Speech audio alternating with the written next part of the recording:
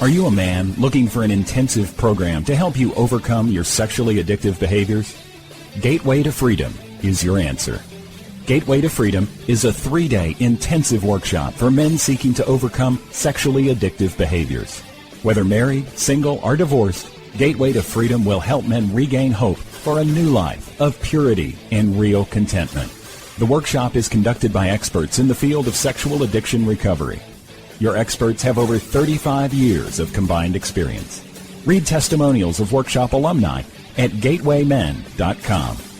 Get all the info and register online at gatewaymen.com or call 1-800-49-PURITY. Hi, my name is Jonathan, and I'm the founder of the Gateway to Freedom Workshop. I want to personally invite you to be part of our next workshop, coming up March 27th through the 29th in Pennsylvania. So call us today at 1-800-49-PURITY or visit gatewaymen.com.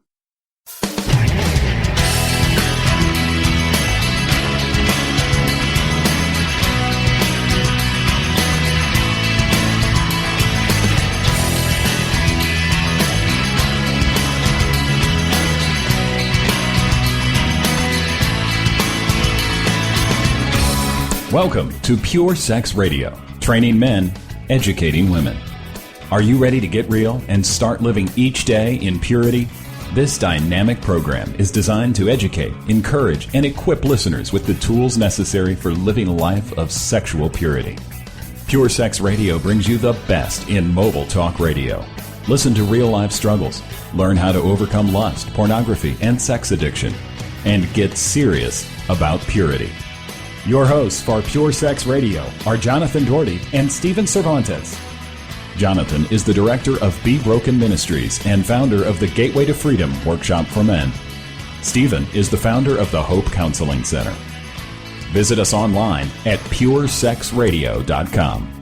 And now, please welcome Jonathan and Stephen on Pure Sex Radio.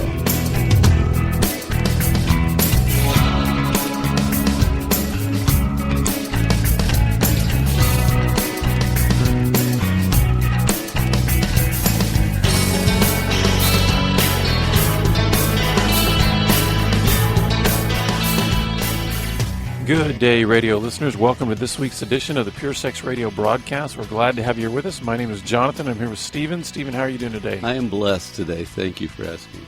Excellent. Well, before we get started, I just want to remind our listeners, as we do just from time to time, that we are a listener-supported broadcast, which means that the only way that you're actually hearing this program right now is because of the generous support of those who come alongside of us and decide to financially give to this ministry. If you'd like to learn about the various ways that you can partner with us, not only financial, but there are other ways as well, simply go to puresexradio.com and visit on and click on the donate link. So, Stephen, you've got an interesting sheet of paper in front of me here that just, it feels very hodgepodge-like. I see all these words. I see just not, there's no complete sentences. And I like to stump you. I'm like, what road are you going to take me down? Keep us off balance today? Here. So these are words said by men that are starting the recovery process. These are insights. These are just a collection of terms I wrote down to sort of peek into what's the change happening to a man.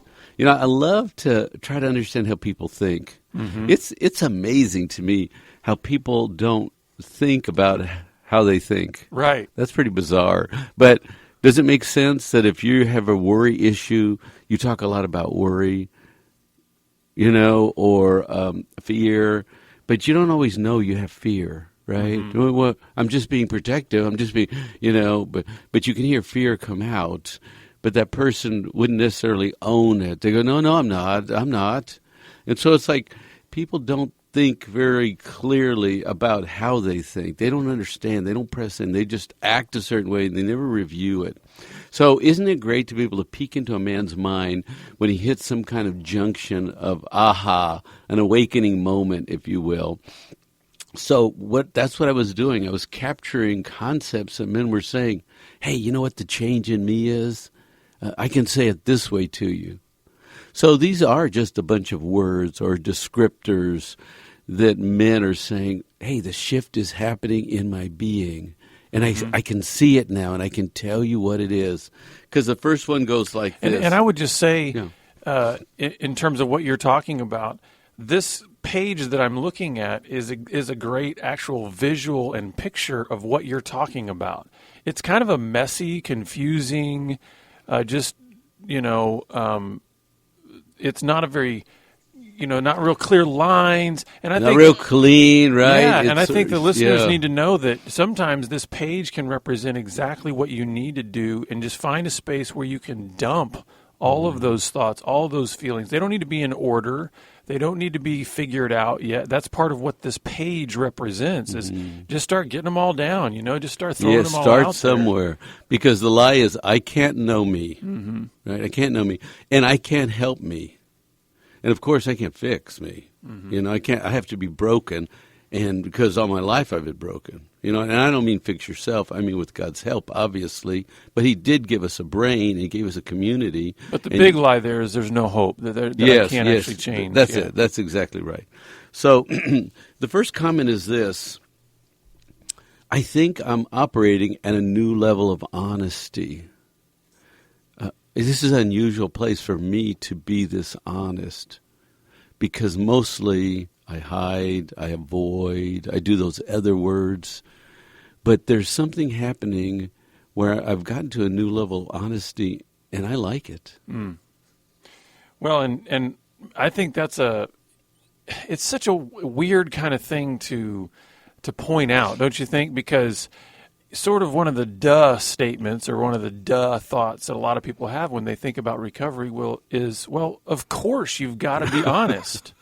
Right? How can you be free and living a life of purity and integrity if you're not honest? But it is remarkable when you've been living in the darkness of dishonesty for so long. It is an enlightening kind of thought to think, I'm being honest. There's a level of truth in my being that I have not experienced before, and it's a refreshing kind of a thing. It's really it's a new day for. And I'm being honest, and it's okay, right? This new day, it's like climbing up a hill and getting to the top for the first time. Wow, I see things clearer now. I see where I am. I've been climbing this hill and falling down over and over again, and I got to the top, and I have some new level of honesty, and I'm alive. Because most folks think I have to hide. I have to be dishonest. And I like the way this is worded, because keep in mind, this is a person that's just, they're just unpacking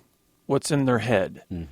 And the way this person is saying this about a new level of honesty. Now, some of you out there who might be more prone to really hard black and white lines will say, listen, there's no levels of honesty. You're either honest or you're not.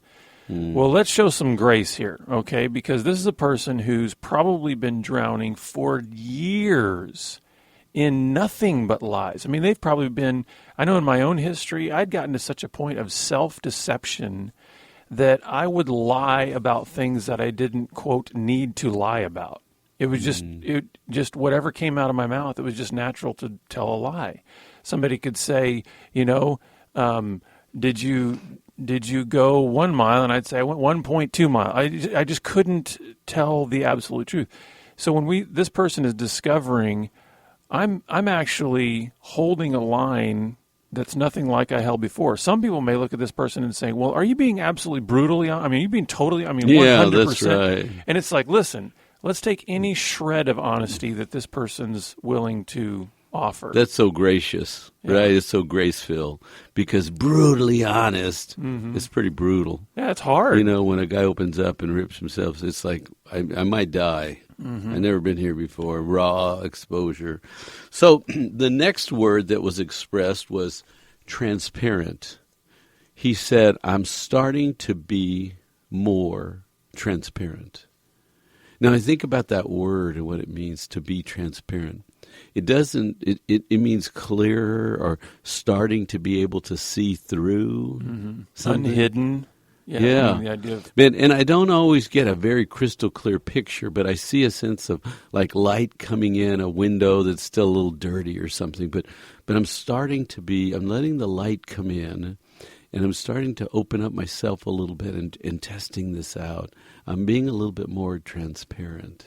And the way I always picture that word, I like the fact that you use the idea of light coming in through a window, because really I think when a guy is saying that he's becoming more transparent, there's a sense of openness occurring in his being that he didn't have before. I mean, if you think about somebody who's deep into an addiction, they're a very closed person. They're closed emotionally, they're closed spiritually, mentally. I mean, they're just closed. And so a person saying, I'm feeling more transparent, it's very much like that window getting cleaned to their soul. And it's like, okay, I'm letting some light in. I'm letting some other people look in.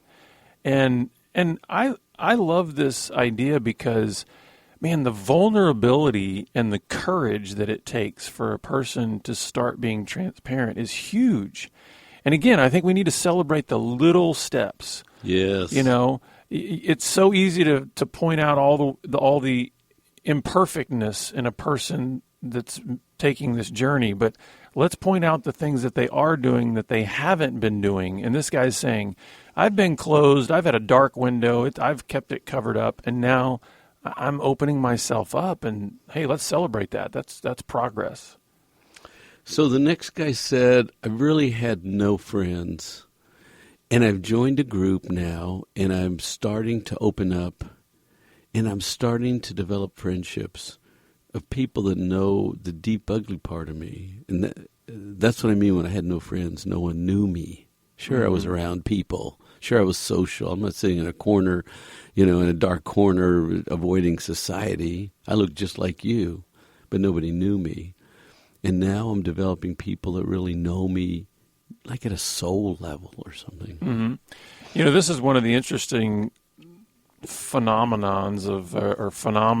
of addiction, is that I've never met a guy personally who's developed what we would consider a full-blown sexual addiction who actually has any deep friends. It's like they're mutually exclusive. Because of the isolating, disconnecting nature of addiction. You are actually pulling away from people in order to perpetuate an addiction. And so this makes sense that there would be kind of a revelation here of, wow, I'm actually getting friends. I mean, in a sense, I almost feel like a little kid coming out of this man, whose his whole life he's been going, all I've ever wanted is a friend. Wow, that's good. The little 7-year-old boy inside of him is coming alive. I don't want to play alone anymore. Yeah, and in a sense, I get the picture of that little 7-year-old mustering up the courage to go knock on the neighbor's door and say, "Can Jimmy come out and play?" I mean, it's like I just see this picture of a guy's heart opening up and realizing I don't have to be alone. I can have a friend. And what I think is interesting about this, too, is kind of the order that we're even going in here. This guy's, and these aren't necessarily the same person, but the idea of there being a new level of honesty. Well, what does it require to create intimacy and deep friendships? You got to tell the truth to each other. Mm-hmm. And a new level of transparency. What else does it take to build friendships and intimacy? You got to let people look inside. You got to open yourself up. And so there's even, I don't think this was even planned this way, but there's almost a progression here. That's great. Yes, there were random thoughts. That's good, though, that you're putting it together that way. So the next gentleman said, I've heard this word all my life, and I knew I wanted it, but I didn't know how to get it. And the word is intimacy. There's something about that word, not sexual intercourse, but intimacy.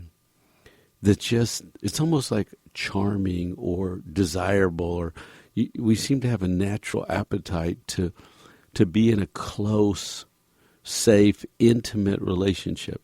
But he said, I knew it wasn't for me, but it was always out there, and it sounded so good, but I knew where I was and how far away it was. And can't you hear the shame lies that are like the wall that keep a person from intimacy? I mean, listen to what this guy was saying. I knew it wasn't for me, Why? He had some sort of false sense of identity that his value was low, that he didn't have any worth to anybody else, that nobody could possibly look at him and see value and see somebody that they'd want to be a friend of. And so it's just amazing to me how fear and shame keep a person locked away from intimacy. Because I've heard it said before that, you can think of intimacy as into me see. So like, that's what intimacy is. I want you to look into me and see me, and be okay with that, and be willing to still be my friend and challenge me and love me and push me forward. And so I think we meet a lot of guys that have that false belief that I couldn't have that kind of deep connection with anybody, with my spouse, with a friend. Mm-hmm. So the next statement is, after I've been talking about my struggle and opening up and being more transparent, you know what? I've noticed that fear has gone away. Sort of outing myself and being loved by other guys who are willing to openly embrace the issue, the fear has gone. The very thing that held me in check was I was afraid of being rejected, not being enough. I was afraid of being a freak, and I would tell myself over and over, I was afraid. But when I stepped into this group and started talking and got acceptance, the fear has gone away. I'm not afraid anymore. And this is the discovery that I love seeing men make when they come into group, or when they come into a setting where it's safe enough for them to tell their story. It's like, the best way I can describe it is just like a 1,000-pound weight gets lifted off their shoulder. And it's like the more they're immersed in an environment where there is safety, there is grace, there is accountability, it's like it increases their courage. It's like that first time, to initially make that step of telling your story is terrifying. It's just because you still have all these ideas of what might happen if you step across that line and actually share your full story. But when you do, and somebody actually steps toward you, and not to punch you, but like steps toward you to actually embrace you, to receive your story, it's like it fosters a whole new level of courage. And then you're willing to go a step further and a step further and a step further. And so, the fear sloughs off after a while, because you realize, you know what, I didn't spontaneously combust. I didn't fall apart. Yeah, I didn't become a zero, a nothing, a nobody. And I actually gained a friend, or gained some friends along the way. So, very good. So the next statement that we hear sometimes is, this is hard to say, but I'm learning to trust. I haven't trusted myself. I didn't trust anyone in my family. I don't trust my wife very much. I don't trust other people. But I realize I can't go forward. And so now I'm starting to rest a little bit more and in this belief. I can trust in this belief that I'm human and you're human, and you have good intention, I have a good intention. And so I'm going to trust myself with you some. I'm going to take a risk where I've never risked before. And I want to share my personal journey in this respect, because one of the reasons I think why it's so difficult for a person who's, they've immersed themselves in that self-absorbed addictive pattern, one of the reasons I think it's very difficult for that person to trust is because they're probably very accustomed to being in control, at least having the perception of being in control. That's one of the delusions that an addict embraces, is I'm in control, and what it really is they are great manipulators, and in a sense their own lives are out of control, but they spend their whole life controlling other people's lives. And so from my own story, I mean, control was a huge issue. I had to make sure I had my finger in every pie, and I'm controlling everybody, making sure it's all going the way I want it to go. And just as a little sidebar, I still struggle with this. This is still a struggle. I mean, it doesn't manifest itself in the same way, but I still struggle with this. And so the idea of trust, you know what trust takes? Trust takes releasing control.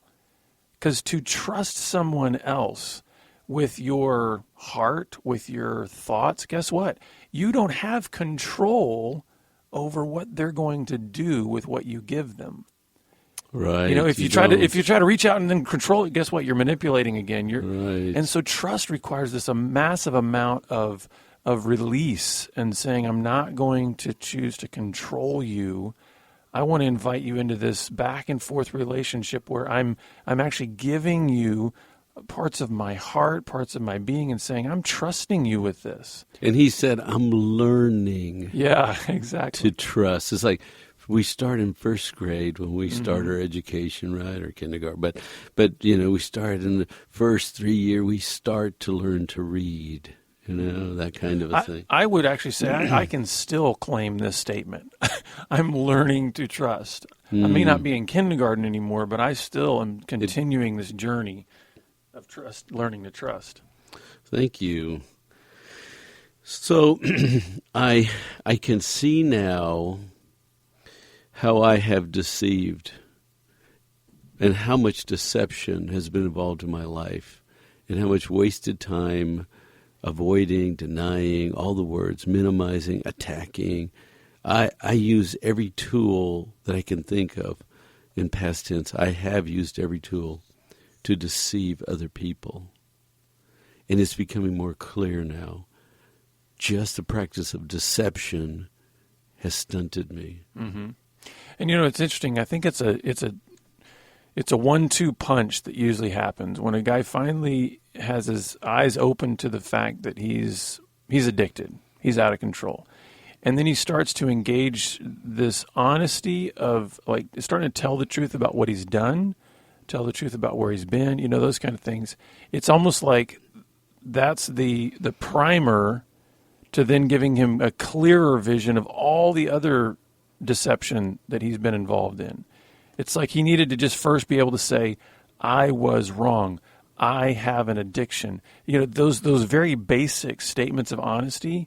And then it's like that opens the door for him to be able to see all the other parts of his life in which deception has tainted. Yeah, been out front, right, to keep people from getting close. Yeah. But you're saying you have to admit, I have a problem, I have a struggle, I have an addiction.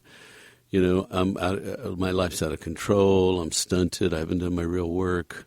And when you say that, then you say, what have I been doing? And you see this, deception. Yeah, right? and I think that's what happens. It's like the honesty is the first step in taking his eyes off of himself.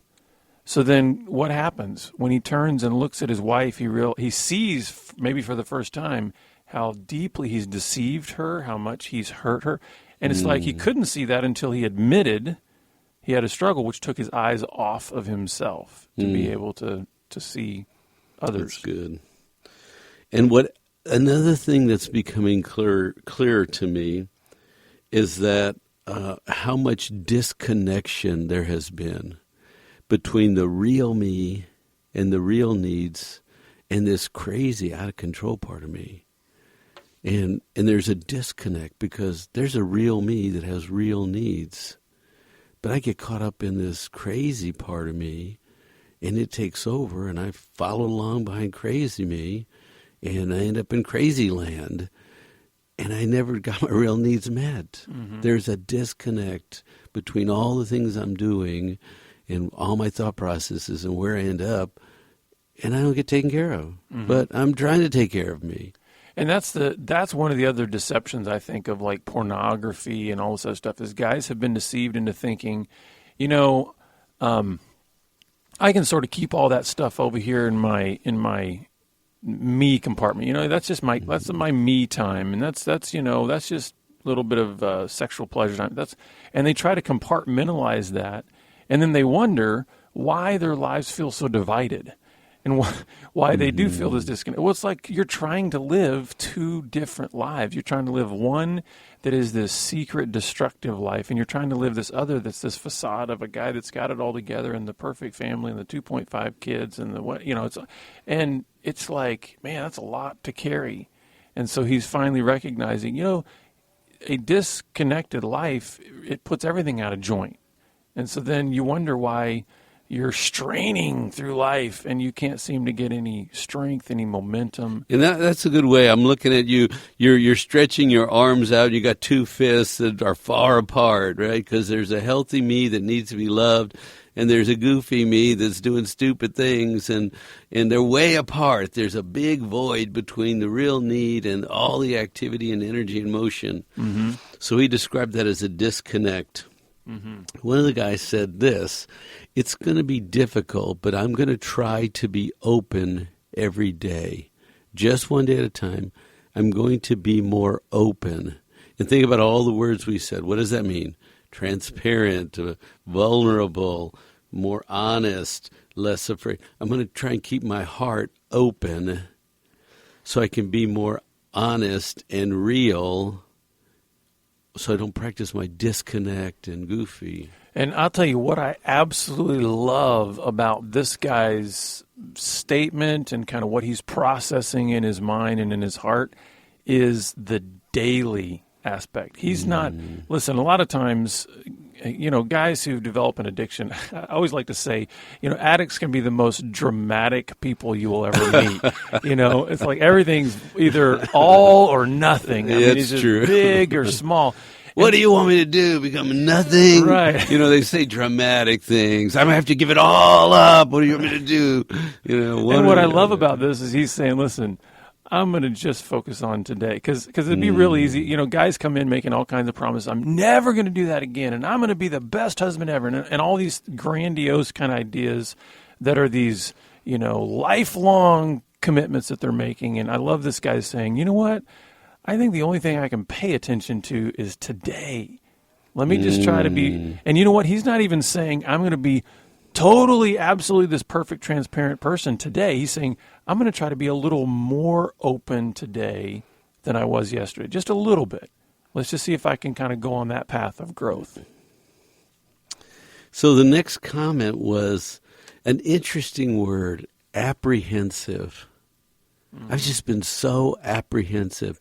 Now think about apprehensive as a whole dialogue. Now, it's one word, but it captures like 3 or 4 concepts.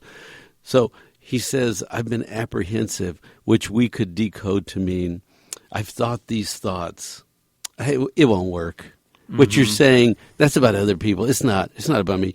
It won't work. Or, well, I can't do it. I can't really do it. It's too hard. Don't they know how long and old and deep and hard and encrusted this is? No, it won't work.